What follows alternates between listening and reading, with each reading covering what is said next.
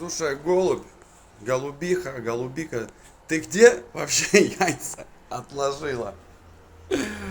Ай, прикол. Ты, яичко голубиное. Тепленькое.